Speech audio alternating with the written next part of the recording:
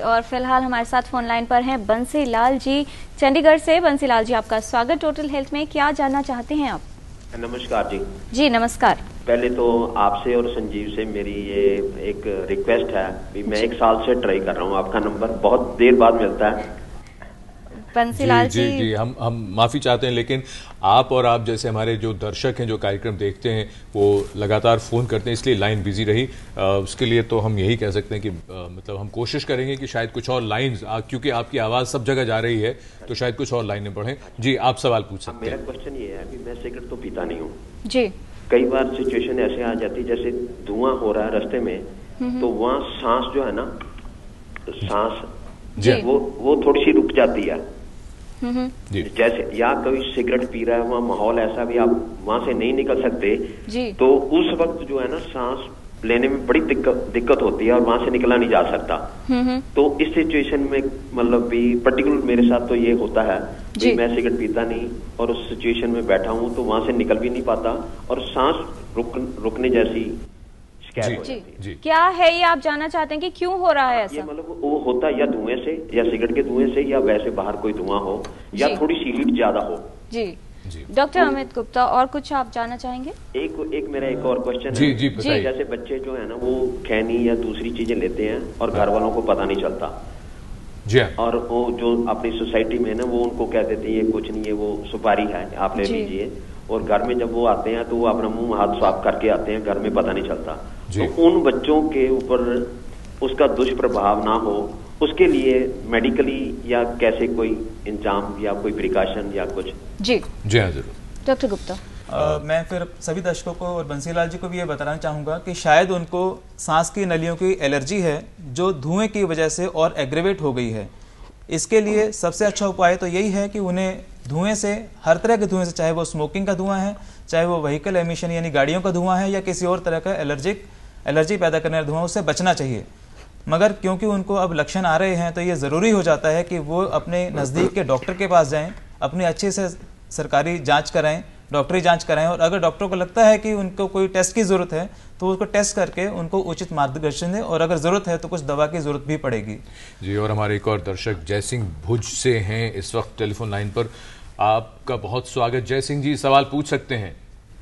Sir, मेरा ये question है कि मेरे फादर क्या है कि ही वाज स्मोकिंग आल्सो, अच्छा, and he was eating tobacco also. तो स्मोकिंग तो मेरे कहने पर उन्होंने क्विट कर दिया, लेकिन उसके बाद में टबैको है वो खाना क्या यूज कर दो। जनरली सोते वक्त वो लेके सो जाते थे, तो मैंने कई दफा उनको रिस्ट्रिक्ट किया लेकिन नहीं माने यार क्या। तो अभी क्या है, डॉक्टर्स को थोड़ा वो शिकायत हुई है क्या उनको चेस्ट वगैरह में, तो डॉक्टर्स वगैरह को बताया तो अभी उन्होंने बोला कि ये दिस इज ओसोफेगस कैंसर है क्या। तो सर ये क्या चीज है यार क्या, and how it can be prevented यार क्या, और ये दूसरे इनके बाद में दूसरे फैमिली को तो नहीं होगा क्या? क्या डॉक्टर्स ने बता दिया उनको? क्या ये डायग्नोसिस है क्या?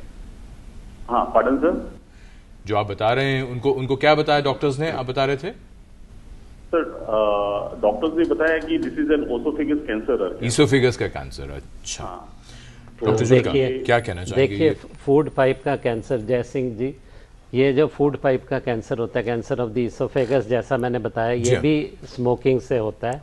और अगर स्मोकिंग के साथ अल्कोहल भी लेते हो तो और उस पे मतलब एक करेला दूसरा नीम चढ़ा की बात करते हैं। तो इसलिए ये करना चाहिए कि उसका जांच करानी चाहिए और जांच करा के उसका प्रॉपर इलाज कराना। ये एक और बात जानना चाह रहे थे, इनके पिताजी के बारे में इन्होंने पूछा था और ये जानना चाह रहे थे कि इनको होने का खतरा भी है क्या? नहीं, ऐसा कोई नहीं है। अच्छा। पर पैसिव स्मोकिंग से और कैंसर होने का खतरा है जी। अच्छा। तो इसलिए ये स्मोकिंग तो बिल्कुल बंद कर दें और शराब का सेवन मत करें और डॉक्टर को जाके विशेषज्ञ को दिखाएं ताकि उसका इलाज हो सके। और इलाज किस तरह से किया जाए इसके लिए बहुत ज़रूरी है ये जानना कि लक्षण क्या हो रहे हैं। कुछ और जानकारी लेने के लिए चलते हैं अपने मुंबई स्टूडियो डॉक्टर सोनाली खन्ना के पास। डॉक्टर सोनाली, आपसे ये जानना चाहेंगे कि जो व्यक्ति च्यूइंग टबैको ले रहा है, तंबाकू का सेवन गुटखे या खैनी के रूप में करते हैं, क्या लक्षण आते हैं या किस तरह से वो ये जाने कि कुछ गड़बड़ है और मुझे डॉक्टर के पास तुरंत चले जाना चाहिए? जो लोग स्मोकलेस टोबैको या गुटखा, खैनी, जर्दा का सेवन कर रहे हैं जी, उनके ओरल कैविटी में सफ़ेद धब्बे आने लगते हैं, मुंह खुलना बंद हो जाता है। धीरे धीरे ये जो सुपारी और अरेकेनट से भी जो कॉजेज होते हैं वो बहुत इंपॉर्टेंट है। These are the early detection science. And जलन होने लगती है, वो मिर्ची का खाना नहीं खा पाते हैं और धीरे धीरे उनको गिटकने में प्रॉब्लम होने लगती है। यही चीज़ अगर 10 साल या 8 साल तक कायम रहे तो स्टेटिस्टिक्स कहते हैं कि ऑलमोस्ट 21% ये ओरल कैंसर में तब्दील हो जाते हैं। जी जी डॉक्टर सोनाली, आपसे एक बात हम यहाँ और भी ये जानना चाहेंगे, अमूमन क्या देखा गया है, ज़्यादा नुकसान किन मामलों में ज़्यादा होता है? जो लोग बीड़ी, सिगरेट या हुक्का पीते हैं उनके दांत ज़्यादा खराब होते हैं या उनके मुंह में ज़्यादा क्षति होती है, या जो लोग तंबाकू मुंह में रख लिया करते हैं, खैनी, जर्दा वगैरह? जहाँ तक लेवल ऑफ खतरा है उस पे तो ऑन्कोजीन्स वगैरह और जेनेटिक प्रीडिस्पोजिशन का बहुत फ़र्क पड़ता है। बट हिंदुस्तान में बीड़ी की प्रॉब्लम ज़्यादा है सिगरेट से, क्योंकि 3 गुना उत्पादन ही है हमारी बीड़ी का। स्मोकलेस टोबैको जितना एडोलेसेंस और बच्चों में इंडिया में पाया जा रहा है और एज ऑफ इनिशिएशन घटती जा रही है। नाउ स्टेटिस्टिक्स से the age of initiation is almost 17 साल के टाइम पे आपकी औरतें, पुरुष सब तंबाकू खाना शुरू कर देते हैं। जी। और जो ओरल सबम्यूकस फाइब्रोसिस जो प्री कैंसर कंडीशन है वो आजकल 7 साल के छोटे बच्चों में भी पाई जा रही है, क्योंकि उनको लगता है कि वो सिगरेट नहीं पी रहे हैं पर वो सिर्फ गुटखा खा रहे हैं और उनको वो आदत पड़ जाती है। Because you have a lot of flavouring agents हैं, एडिटिव्स हैं, मिंट फ्लेवर होता है, दे फील कि वो बहुत फ्रीडम का साइन है उनके लिए। जी। तो ऐसे वो धीरे धीरे एडिक्ट हो जाते हैं, बुरी चीजों की अच्छी पैकेजिंग हो जाती है, before they even know they are addicted to the disease. जी। डॉक्टर बलराम भार्गव, एक बात जो बहुत महत्वपूर्ण अब बहुत से लोगों के मन में ये होगा कि जरा सी तंबाकू खाई थी या 1-2 बार सिगरेट पी थी, उसके बाद उसको मतलब फिर तो ऐसी लत उसकी लग जाती है। एडिक्शन की जब बात आती है तो एडिक्शन का कारण इसमें इतना ज़्यादा क्यों है और ये कैसी एडिक्शन है, ज़रा ये बताइए। ये एडिक्शन जो सबसे महत्वपूर्ण तत्व है तम्बाकू में वो निकोटीन है और निकोटीन से ही एडिक्शन होता है। इस निकोटीन से हृदय की गति बढ़ जाती है, ब्लड प्रेशर बढ़ जाता है, ब्लड प्रेशर के साथ साथ कार्डिक आउटपुट जिसे कहते हैं वो बढ़ता है और ब्लड के कोलेस्ट्रॉल में जो अच्छा कोलेस्ट्रॉल है HDL कोलेस्ट्रॉल वो घटता है और जो खून है वो थोड़ा सा गाढ़ा हो जाता है, तो क्लॉट फॉर्मिंग की चांसेस ज़्यादा होती हैं। तो ये सब वजह होती हैं जिसकी वजह से दिल का दौरा स्मोकर्स में ज़्यादा होता है। तो निकोटीन की वजह से लत लगती है। हाँ, और निकोटीन के ही निकोटीन की क्रेविंग होती है और निकोटीन के ही ये असर होते हैं। जी। जितना भी डेटा है वर्ल्ड में इस समय सब स्मोकिंग टोबैको पे है। Most of the data is on smoking. Smokeless tobacco पे ज़्यादा डेटा है नहीं।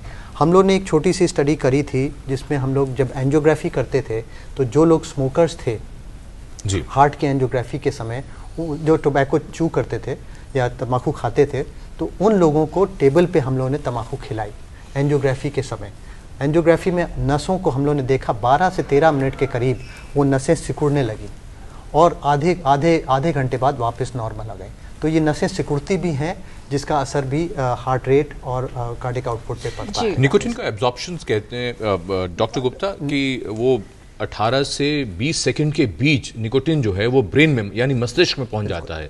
जरा निकोटीन का क्या प्रभाव होता है, क्योंकि देखिए ये कई मामलों से जुड़ा हुआ है। बहुत से लोग जिनको लगता है कि सुबह उठकर अगर सिगरेट या बीड़ी नहीं पी तो पेट साफ नहीं होगा, अगर प्रेशर है किसी काम का या कुछ अच्छी स्क्रिप्ट लिखनी है या टेलीविजन पे बोलना है, अगर उससे पहले सिगरेट नहीं पी तो अच्छी परफॉर्मेंस नहीं होगी।